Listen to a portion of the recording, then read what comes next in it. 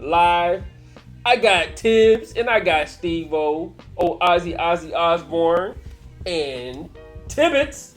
Man, look, a lot of stuff happened since the last time we was on. I think Monday might be our sports day. What y'all think? All right. Yeah, that'll Sounds work. good. I know it's like two more people that I got to get on, but one of them in Hawaii. That's my brother, the Chief, and the other guy he haven't really confirmed yet. So, we'll keep going until they decide to join us. So I'm gonna go with the. Hold up, I was gonna say the young buck, but both of y'all young bucks. I was gonna say I'm gonna lead off with. I'm gonna let the young bucks lead off, man. But you know what? Let's go, Ozzy. What you got for us today, man? What's going on in the sports world, man? Yeah, all right. Well, Warriors unsurprisingly are up 3-0 on the Mavs. 3-0, which is exciting. I mean, I think if Curry gets back into the finals and wins the finals, I think he re-cements himself. I think we kind of forget how good Curry was after his couple championship runs with KD. Yeah, I agree. And I don't know. I think I'm in the minority thinking that all-time Curry's better than KD. And then we have It depends on what you say is better, though. It depends on what you say is better. I think as a leader, I think as a shooter, as a three-point shooter, I think he's better than KD, and I think Steph is very underrated finishing around the rim, especially layups. I mean, he's very good. He's not as good as Westbrook, but he's a tier below there. He's very good. As Westbrook? Westbrook is one of the best finishers for a point guard around the rim in the league. Maybe not right now, but in his prime. Okay, you talking about overall. Right. Okay. I don't know. I don't know if I would say he's under Westbrook though, because Curry has always been a finisher. Go ahead. I mean, I think you'd have to. I mean, just how athletic Westbrook is, the things he can do around the rim is insane. I would give him that. As far as like finishing at the rim, he's a very explosive player. But Kobe gave both of them credit, so I mean, I think Westbrook finishes above the rim and Curry finishes at the rim. But I would say Curry's the most consistent finisher. Yeah, Curry's more of a finesse, and Westbrook's more of a I'm going to get this ball in the hoop, and if I do it over you, around you, or whatever it may be. He's getting it in regardless. Exactly. No, he's not. He's fierce when he attacks the basket. Regardless. That's why the Lakers are trying to get rid of him. Well, he has been known to. Yes, I like Westbrook, and I don't want anybody to turn it over too. I don't want anybody to think that I'm against Westbrook. I hope he get a better chance, I should say. What's going on, QD boss? How you doing? Welcome to the show. We talking sports. Today. So, I just want to get it off. In the last show, I had a hot take. I said that the Mavs are going to win the series. The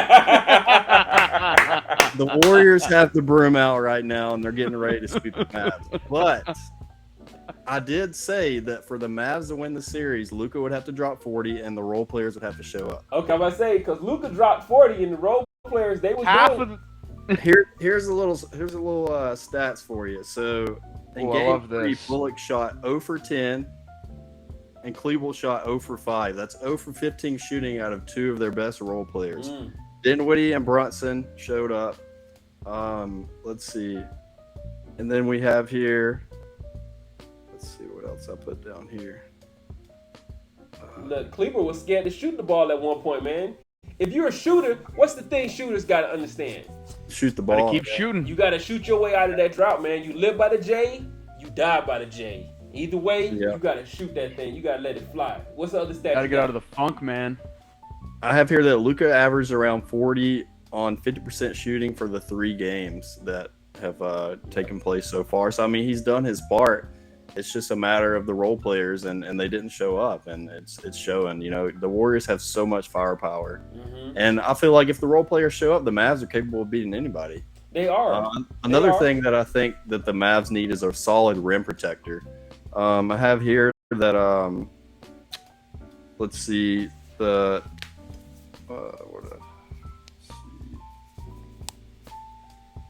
the Warriors are averaging 50 points in the paint against the Mavs. So, I mean, that just kind of goes to show that they don't have anybody to protect the rim and around the basket. Don't they have that guy, what's his name, Bobo? Yeah, but I haven't even seen him on the court. I haven't seen him the whole playoffs. I did. No, he got in trash time, and then he was trying to fight somebody when they fouled him at the end. Yeah, so I think the Mavs this offseason need to just pick up. I mean, maybe not like a dominant like Clint Capella or somebody like that, but just somebody that can, if not block the shot, alter the shot at the rim, because they're getting torched in the paint. I mean,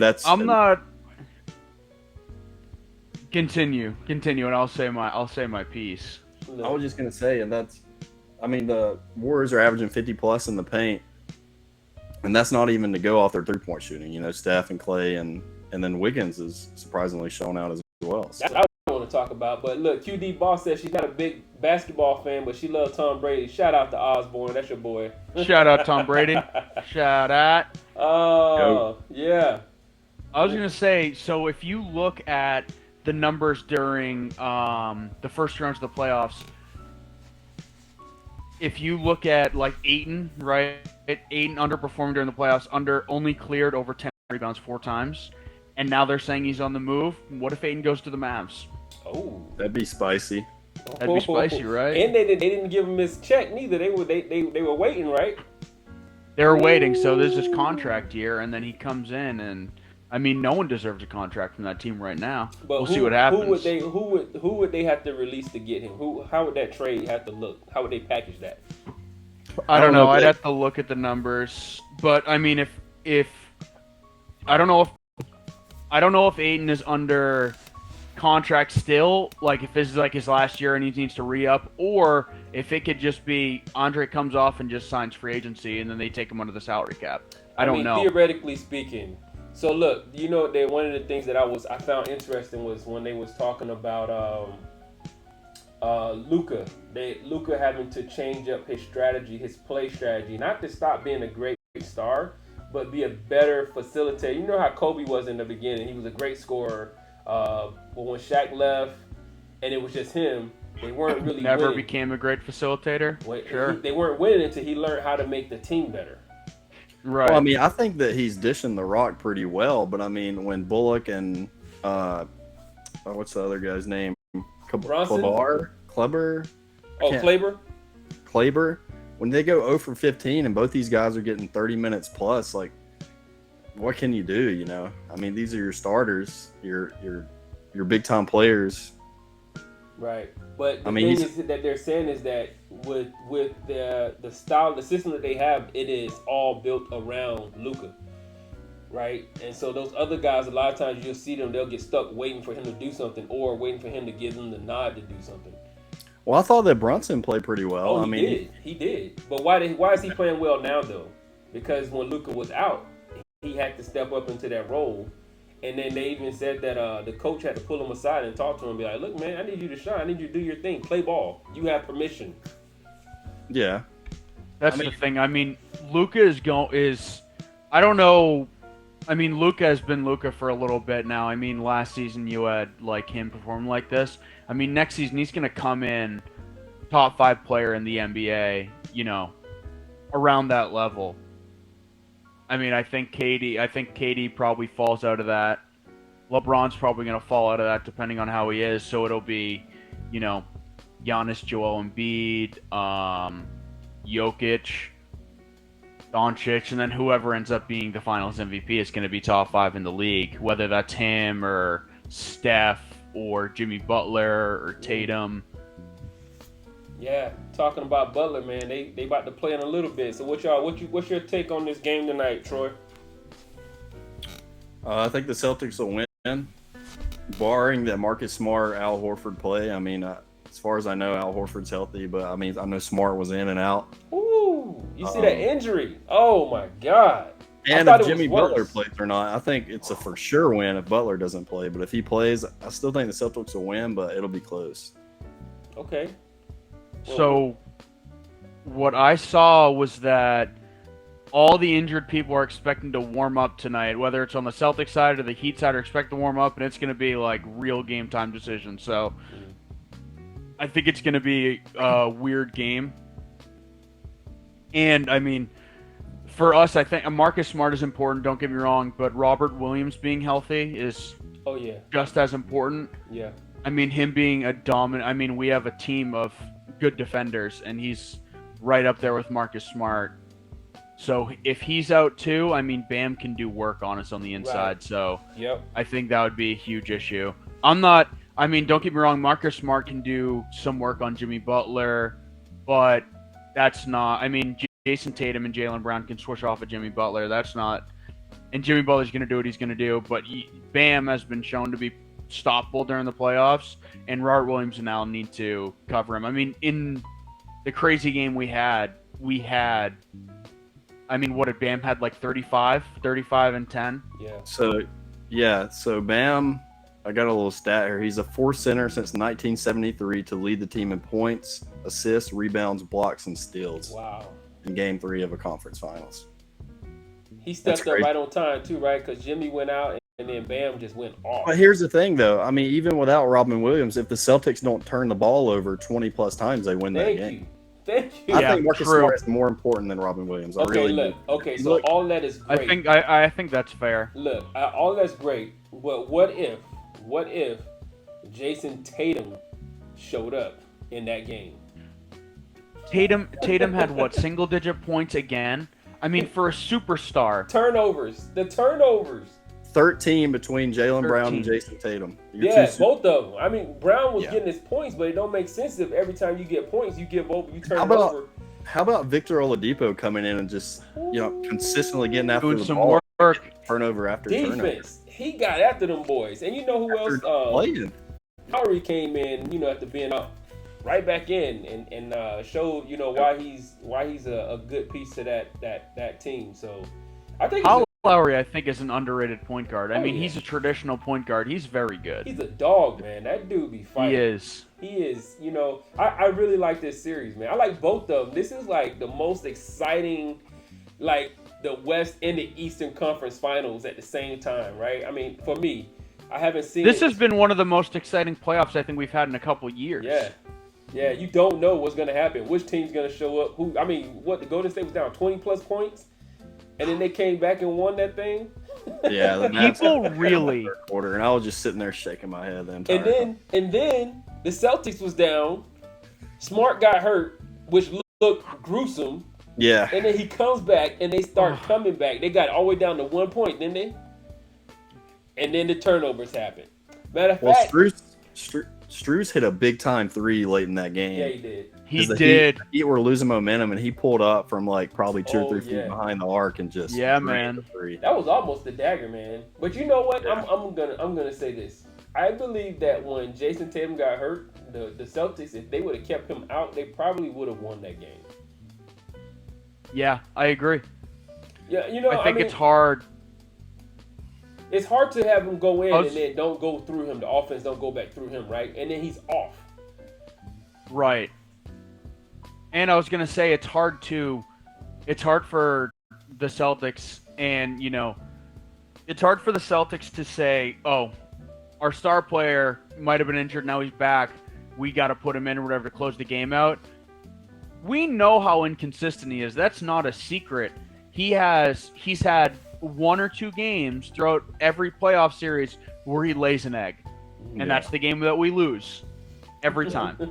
We got lucky with the Nets when he laid an egg. We got very lucky, but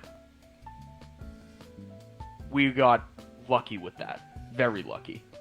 Okay, so that's how Tatum is. We got let's see, how much time we got to kick off. We got 6 minutes. 6 minutes. 6 minutes to kick off. So, all right. Either of you guys want to go back and then rehash your who you going with? Warriors Celtics, baby. Warriors Celtics. Who you got, Tibbs? Well, here's a stat for you. 3-0 in conference finals. Teams are 146-0. I'll take the Warriors. Okay. Warriors. Well, who are they going against? Warriors Celtics. Warriors Celtics. I still got Warriors Heat, man. I think the Celtics will win in Miami in 7 on Game 7. I do. I believe that. I don't remember what I said. I don't remember. I got to go back and look at it. But I believe that it's going to be Heat. I think you said it was going to be a 7-game series, Heat regardless. Yeah, Heat and 7, because they're going to fight. It's going to go back and forth, and you know, hope it's a good game. You know, I really hope that there's less injuries, man. Yeah. But I believe that it's going to be Heat and 7 and Warriors all the way. Warriors all the way. I mean, we haven't talked about PJ Tucker.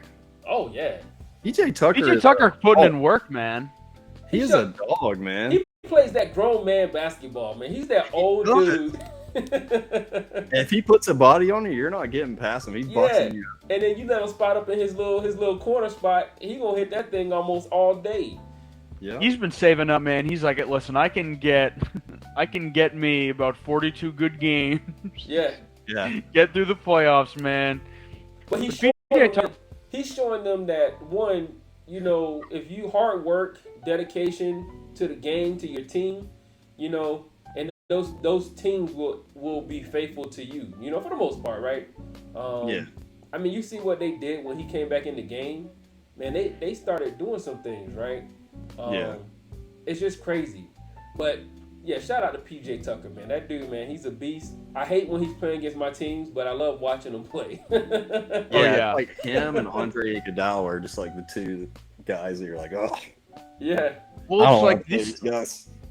It's really interesting. I mean, the Celtics have had like an interesting rebuild and everything, but let's move away from my own team. So the Warriors obviously storied in the last 10 years.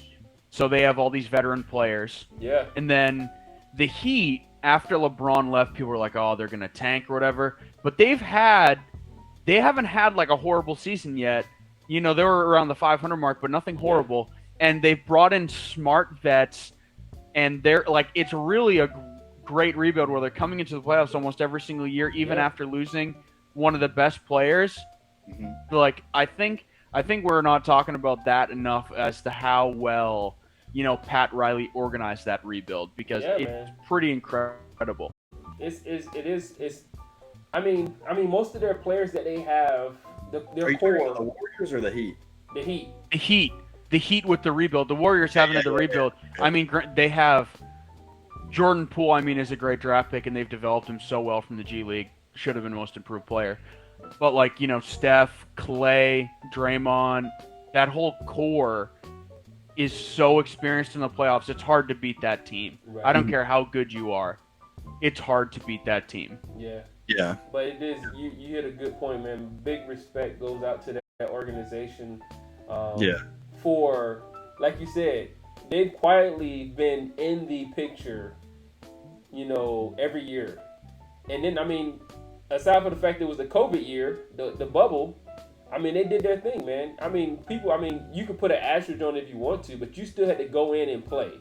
That's the Mickey Mouse Trophy. You still had to go in and play, though. I mean, everybody in that bubble was there to win it. Oh, yeah. So, you know, they did their thing. They got there and they did what they had to do. So, that's why I have a lot of respect. That's not why, but I really do respect Jimmy, because he got bounced around. He got a bad name, bad rep. He got a bad name because he is a dog, man. He's a dog.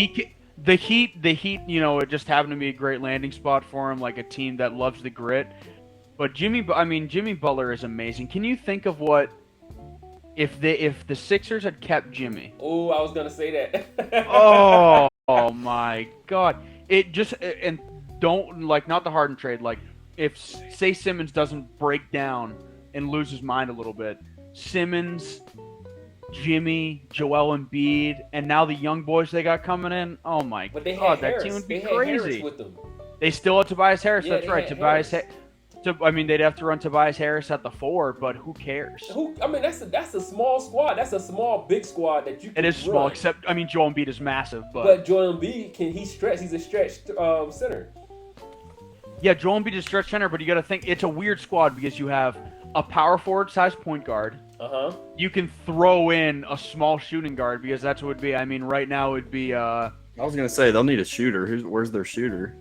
Oh, what's his... Tyrese Maxey is very good. Yeah. Well, he's more of a point guard. He developed, though. So if Butler was still there, I don't know if he would have developed. You know, you can't say... But I mean, regardless of that or whatever, it'd be like heavy on either end, which could work. But they had Curry during that time frame. They had Seth Curry. They did have Seth. That's right. Seth is starting. Yeah, he would have been shooting for them fools, man. They would have been lights out if they would have just waited. Trust the process. They didn't trust. Oh, yeah. It's always hard to tell though, because you can't really tell if a team comes together unless they're actually on the team. I mean, I think Jimmy, where he's at now with the Heat, is the best possible outcome that could have happened for him. I mean, he's got some Tyler Hero, Bam. I mean, he's got some solid players around him. Yeah, and they're back-to-back potentially finals appearances. So. Yeah. Well, I think Tyler Hero's out tonight. Actually, that's big. That is. Oh, is he? I think so. That's right. super six-man right huge. there. That's their score. That's a super one of the six-man. Yeah. He come off the bench and leading them jokers, man. I mean, and bringing them, keeping them in the game long enough for them to get their stuff together. Yeah. Mm-hmm. Woo. Hey, so real quick, man. What's y'all's thoughts on these on Dallas bench, man? The Mavs? Yeah. What's up with their bench? What y'all thoughts on them standing up and being like basically on the floor, where if you come off the court, you can get injured. Oh yeah. And them wearing like the same opposing color. team, same color T-shirts. That's like. Come on, man.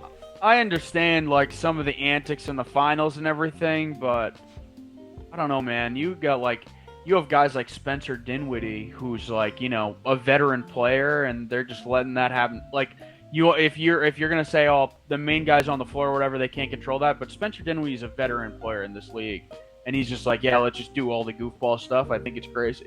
Yeah. It's funny to watch, but I don't like it. Yeah, it's a clown show, man. It's the finals. It's the conference finals. And if you telling me, so this is the thing, right? This is supposed to be the epitome of basketball, right? What happens if you do that in high school, in AAU, in college? What happens if you're doing that? Get out. Your coach should be in your butt, one, because they can't find you $100,000, but they're gonna be on you, right? Because one, it's a gentleman's sport. Yes, you're gonna play. You're supposed to have the dog in you. You're supposed to be fighting. But why would I wanna win because we're gonna put on the same color shirts and stand up? If you're in the coach, matter of fact, I thought it was only the coach could be standing up on the sideline, right? I think it depends. Like, I think it gets a little bit fuzzy. I mean, the celebrations and everything. Yeah, I mean, celebrating is different, but when you're just standing up in the middle of play to where, like, Steph was over there. I think it was Steph that was over there, and they threw the ball, but they threw it to the other white shirt. Right. And then the referee is asking him, "Hey, man, will you change your shirt? I'll buy you another one." Like, come on, man, why the ref gotta ask you that? Yeah, I remember that. How much sense does that make, man? That's broken science for me. That's BS. All I'm gonna say is if they put a rule in place, they just call it consistently across the NBA. It seems like with these technical fouls that they're calling, guys get in the referee's face and they'll call it sometimes and they won't call it sometimes, and it's like, just call it consistently. Either don't call it or call it. But, they should be calling it. They should be calling it because it's just we had it. Coach was like, it was one person on the floor that's gonna be talking to the refs, and then the coach. So whoever that is, if you want to throw a temper tantrum and you was out the game, man, you come on over here. Your job is to play ball. If I think it's a bad call, or if we think it's a bad call, let me do that. And then them running and telling their coaches, "Oh, do the replay. We only get so many of them." Exactly. Like that's the coach's decision. Yeah. And I think now, like, I mean, if you go back and watch some of the old footage and everything like that, the big name players had good relationships with the refs. I mean, it just to look like, talk about the biggest one. I mean, Jordan used to goof around with the refs all the time or whatever, and he used to, call them by their first name or whatever. But now I think with all the technology and everything like that, I think every player thinks they can just, do that and everything like that. I was like, you need to have a certain amount of influence to, try to talk to the ref about that. Like, that should be like the team leader's rule. Like, Steph for the Warriors, Luka for the Mavs, probably Marcus Smart for the Celtics, something like that, instead of everyone going up and doing all this crazy stuff. Yeah. Yeah. But I just I think they definitely need to come up with a rule and be consistent, like Tib said. It's just frustrating my last point, man. What do y'all think about when y'all hear these interviews and the players be referring to their coaches as Jim Bob and whoever instead of Coach Jim Bob or just Coach? Does that matter? Is that not a thing animore? You know, it's a little bit. Well, it's a little bit different. It's a little bit different. So like you have to think the players have been, you know, playing their whole lives. Don't get me wrong, the coaches dedicate their whole life to the game. Same thing as the players. But I think it's a little bit different when both of you guys are getting paid. It's all on the line or whatever. I think it's a little bit. It's still professional, but it's a little bit more of a working relationship as opposed to like college and high school and AAU and stuff like that, where it's a certain level of like there's more of a power dynamic there. Okay, because now, like nowadays, a star player will get a coach fired. An organization will fire a coach before they trade a player. Some organizations. Because the player's more valuable than the coach. Not all. Almost any organization. Okay. If you have the right star player. Okay, look. So, do you think the players on your team, the Patriots, do they call coach or do they call him Bill? Oh, I have no idea. I mean, when you hear when you hear Edelman, he calls him Bill. Like, I think it depends. As long like it's a respect thing. It's not like a disrespect thing. I mean, there's a difference between someone like, you know, the NBA coaches are a little bit younger too. That's the thing. I don't know, man. Yeah, I'm going to agree with Ozzy there. I think when you start bringing money into it and you paying these guys, and some of these guys are grown-ass men. I mean, they're 40, 50 years old, and it's hard to say that they have to call them coach, you know, whatever, not Jim Bob, you know. It's one of those things, like, but then you have the younger kids that are seeing it like, oh, I'm gonna go to school tomorrow and I'm gonna call Coach Jeff or whatever his first name is, you know. So it's just like, yeah, I mean, I think it's different with the younger kids, obviously, but like, there's almost like there is not many organizations that if they have a star player and the star player wants a different coach, they're not gonna fire it. Like one of the top 10 players in the league, they will change a coach for that player. Because the player is so valuable to the organization. There's a reason they play the players more than the coaches. Well, this is specifically basketball, right? Right, it is specifically basketball. But okay, yeah, because I think basketball is the only sport that's like that, as far as firing the coaches for superstar players. And it's only 5, maybe 5. Yeah. You think only 5? If name more than 5 that they will fire the coach for. KD. Braun, Steph, Luka, they didn't fire the Embiid coach for KD. Oh yeah, they will. I don't think they would fire Jason Kidd. KD, Jason Kidd's a little bit different. He's an old player. That's why it's different. That's what. But you said not to mention what he's done with that team. The player, and being able to bring it to the conference final. You're saying the player, so Giannis, Jokic. The coach is not more important than the player, but just as important as the player, right? Depends on the organization. You think Giannis's coach is as important as him? No, he's not. Okay, his coaches helped develop him into who he is. I think Eric Spoelstra is an example of a coach that you would not fire over a superstar. Yep. Just to name one. I think Spoelstra is potentially a top 10 coach of all time.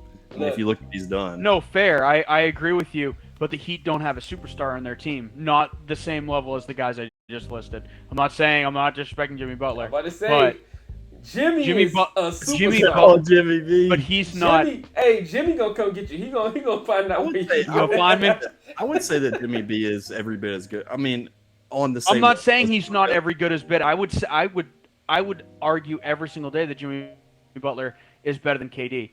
But I'm saying in terms of the influence KD has around the league, just because of his reputation, which I think is unearned, KD has more say than he does. Yeah. I don't think. All right, hey, look. So this is my thoughts. My thoughts is this: it's a respect thing. right? It's a respect thing. If that organization say, hey, look, you know what, we're just going on a first name basis. You can't flip out when the players don't. Like, who's on the Celtics on your team? The players was fighting with the coach, arguing with the coach about his calls. Who's it, Williams? You heard about that? I don't remember. I mean, I think I probably saw it on Celtics Twitter, but like, you have to think, I mean, these players have been playing high-level basketball for so long. Yeah, but that's not if you've been playing for that long, then that means that you've been in a system long enough to know. And the other thing is too, I understand where the ego comes from. There's a reason why they're playing in the league and that coach has to coach instead of playing. There's a reason for that. Every single one of those coaches started out as a player. Every single one. But they're not coaching because they're not able to play. Kid coach because he want to coach. Kid is coaching because he can't play anymore. Kerr, no, he wasn't playing for a while, and he just still enjoys the game, and he still enjoys the game. But there's a difference between former players as coaches. They have more respect. I guarantee. Eric Spoelstra, however you say it. He's developed a culture. Well, I mean, I'm not saying that. Like, I'm just saying I understand where the ego comes in, where they're like, what does this guy know? And he's making these bad calls, whatever. There's a reason I'm in the league and he's not. But let me put it like this. If the organization made it clear and plain that it's going to be coach whoever. Sure. If the organization wants to do that, I'm all for it. You're getting paid millions of dollars. You can call him coach. You're gonna do what we tell you to do because this is our organization, right? Sure. No, I agree with that. I'm just saying. If the league wants to do that. So if you're doing that, you're saying you're addressing them. That means you're establishing a level of respect. Yes, you may have played here doing this. There's some coaches who've never played before and they just good at coaching. They just know X's and O's and they are very good at that. They know how to. But you don't think the respect has to be earned when you're getting paid that much money to play for that person? I don't think that every player is concerned with that until they don't see results. I think that. Yeah, sure, but I'm saying the only issue I'd see with that is being like, oh, we have to call him this or whatever. Why does he deserve to get called that? What has he proved to me so far from coming into this team as a new player? I never played in NBA. Yep. But if this person is over this organization as the coach, I'm not questioning why, unless I know that they sucked as a coach somewhere else. Unless I know this, but barring any of that stuff, if this is coach, then that's who I'm coach. It's coach whoever. I'm not going up to them saying, hey Bob, whatever, unless that person say, hey man, don't call me that. Yeah, I mean, I think that if it's not okay with the new coach, you'll learn real fast. Yeah. I mean, you got to just put your trust in him and whoever the coach is and give him that respect. Right. Coming in, even if he hasn't earned it yet, I mean, you still got to give him a chance at least, I would say. Yeah. And you got to otherwise respect the title, man. I'm not the title, but respect the position. Yeah. 7-0. And the young ones are going to learn from that as well. What is it? 7-0. Yeah, I think it's more the job of the veteran players to establish that relationship, which is why it's important to have good vets. Right. I don't think it's. I'm not saying you should go in and call Bill Belichick Bill, but I think it's the job of the veteran players to go in and help establish that culture because that's why you keep the older guys around. They might not be the giant contributors or they might even be the bench guys, but the people that bring in that culture to the team are the ones that keep you in a winning direction. Yeah, like who's going to do it when the coach is not looking? I think it's important to have those veteran players, like you said, like a PJ Tucker or Andre Iguodala or something. Yep, or LeBron, right? That's a coach. It's who? Coach. Yeah, he is the coach. I love and the GM and everything else. I'm the biggest sponsor for LeBron or whatever, but how many coaches has he turned around or whatever? That's a little bit different. He is late GM. Yeah, look, I'm just saying. He got Westbrook, and look what happened.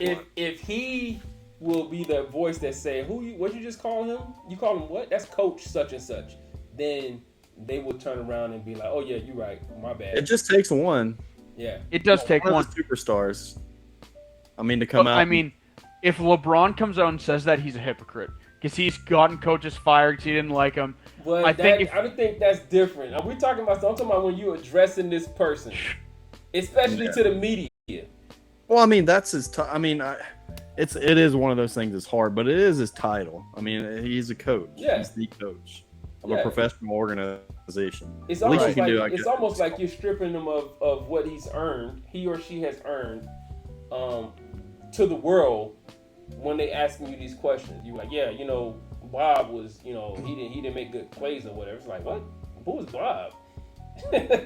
Who was that? But anyways, gentlemen, game is on or is about to start. We shall see. Oh, it's starting. 8-0. It's 8-0. Who's up? Celtics. Okay. We'll see. Hey, is Jimmy in? Jimmy is not. No, Jimmy's in. All right. Yeah. Hey, so you know what happened? Hero. It doesn't look like Hero is going to be in, though. Well, we shall see. Is anybody else not playing? It doesn't look like Marcus Smart's going to play. I can't tell right now. It doesn't look like it. Derek White's starting. Derek White's having solid leagues. Derek White got 7 points and a rebound, so you're mad about that. Yeah. But we'll see what happens, obviously. We'll see. But Big Al and Time Lord are playing, so. Yeah. Okay. Dude, Al's been shooting it well from three. Dude, he's a beast. He's been a beast. They just underestimate and they don't give him his respect, man. He's one of them veteran players, one of them old heads. Thank you. So Al Horford is good, man. And the amount of playoff experience that man has. Yep. Yeah. What I think the next person on it was Marcus Smart, was like 70 something, and Al Horford has like 156. Jeez. Insanity. Yeah. And the only other people that in the playoffs that come close, I don't know PJ Tucker's stats, but it might be up there. I know he spent some bad years on the Rockets, but still. Yeah. But someone like Steph or Draymond probably got those numbers up there too. Yeah. All right, fellas. Well, look, enjoy the rest of the game, and we shall talk again, hopefully sooner than Monday. But if not, I'll see y'all in a week. Sounds good. All right, signing off. Sounds good. Later, guys. Talk to y'all later.